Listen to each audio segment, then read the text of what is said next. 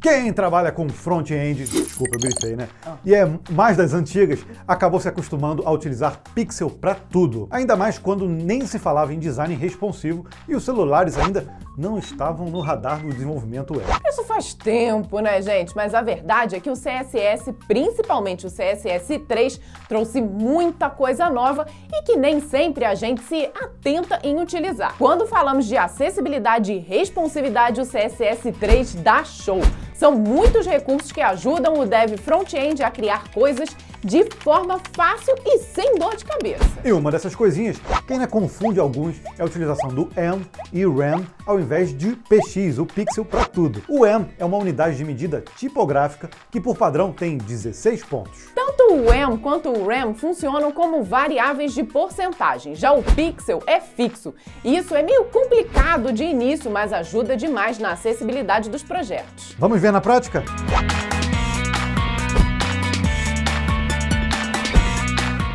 Acho que vale a pena a gente começar explicando que tanto o pixel, o em e o rem são unidades de comprimento. Só que o pixel é absoluto e o em e o rem são relativos. Então vamos analisar esse código. Eu tenho dois parágrafos aqui. Nesse primeiro, que está aqui, ó, que ele é filho aqui do body, se eu for no CSS, eu vou definir o font size do HTML como 100%.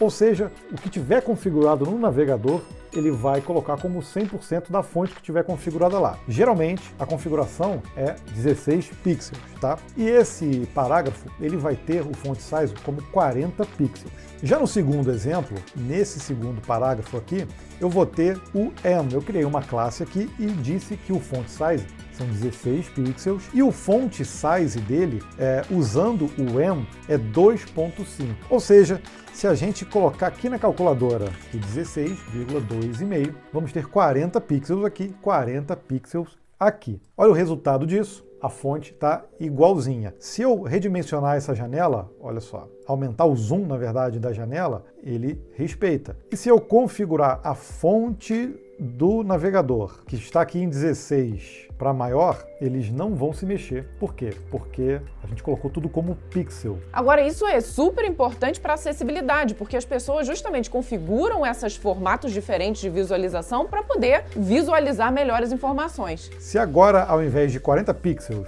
que está absoluto, eu colocar os 2,5 aqui, eu vou ter 40 aqui e 40 pixels aqui, certo? Só que dessa vez, se eu redimensionar a fonte, a gente vai ver que ele respeitou a configuração que está aqui no navegador. Ou seja, usar o rem, nesse caso, ajudou demais na acessibilidade e na leitura. E nesse caso aqui, ó, como a gente forçou o 16 pixels no Py, ele não aceita a reconfiguração usando a configuração de fonte do navegador. Uma coisa que é comum de se ver é que ao invés da gente utilizar o 100%, que é geralmente os 16 pixels no navegador, se usa muito aqui o 62,5%.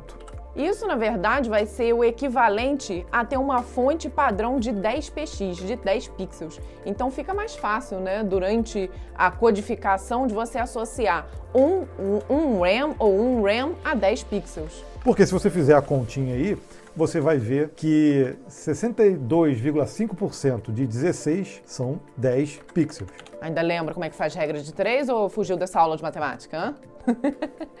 Existe até uma tabelinha aqui para a gente fazer essa conversão. Ele está calculando aqui, ó, baseado em 16 pixels. Então, se eu colocar em 1, eu colocar em 16 pixels, o equivalente a 1 rem. Se eu colocar aqui, ó, ele baseado em 10 pixels, e aí a gente consegue fazer essa conta de 1.5, 1.2, 2.5, 3... E aí ele começa a contar de 5 em 5 na fonte. Então, muitas pessoas, na hora de definir a sua fonte como base, elas gostam de usar esse percentual de 62,5%. Então, isso é comum da gente ver. Então, nesse outro exemplo, é basicamente a mesma coisa. A gente define o font size com 100%, e aí, dentro do body, eu defini um display flex só para alinhar os parágrafos um do lado do outro. E aí eu tenho dois parágrafos. Um definido com um font size de 16 pixels. Lembrando que se o font size está em 100% e o navegador estiver configurado com 16 pixels, ele vai ficar do mesmo tamanho, né? E aqui o font size com um rem, ou seja, o rem é referente ao root, por isso que o nosso root nesse caso é o HTML, né? É a tag HTML. E ele sim é referente à configuração padrão do navegador. O em, ele funciona parecido, mas ele leva em conta o elemento pai dele, então não é o elemento root necessariamente. Então nesse exemplo, eles começam iguais por conta da configuração do navegador. Ó, se eu der zoom, eles vão aumentar, não vai ter diferença nenhuma. Mas se eu vier na configuração de fonte e alterar esse 16, que é o padrão, para 20, por exemplo, a gente vê que o rem, que está associado à configuração do navegador, é que vai redimensionar. Ou seja, quando a gente estiver trabalhando com tipografia, fonte, espaçamento, a melhor solução é sim partir por rem e também por em. E nesse último exemplo, ao invés da gente estar utilizando o font size para definir tamanho de fonte, a gente também pode definir outros elementos, como uma div, por exemplo. Então eu defini, olha aqui, o font size para 62,5%. Lembra que isso é equivalente ao font size 10 pixels. E na minha classe Square, eu defini tanto a largura quanto a altura como 10 rem.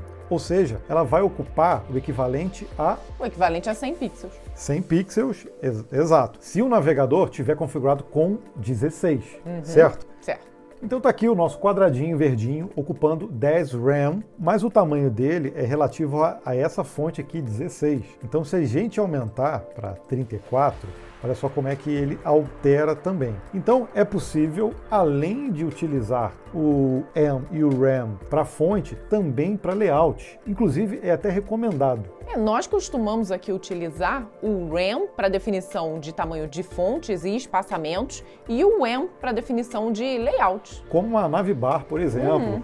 Gostou dessa dica de front-end? Espero que te ajude a melhorar o CSS das suas páginas web. Se você gosta desse tipo de conteúdo, convido você a se inscrever no HostGator Academy e também no nosso canal, o Código Fonte TV, onde temos centenas de vídeos sobre programação, carreira e muita dica legal de tecnologia. Se você gosta desse tipo de conteúdo, que tal aquele likezinho para ajudar a gente a continuar nesse trabalho aqui no YouTube? Eu queria muito saber se essa nossa dica te ajudou. Escreva aqui nos comentários. A gente adora ler os feedbacks de vocês. Um beijo no coração de vocês e até um próximo vídeo. Tchau, tchau! Tchau!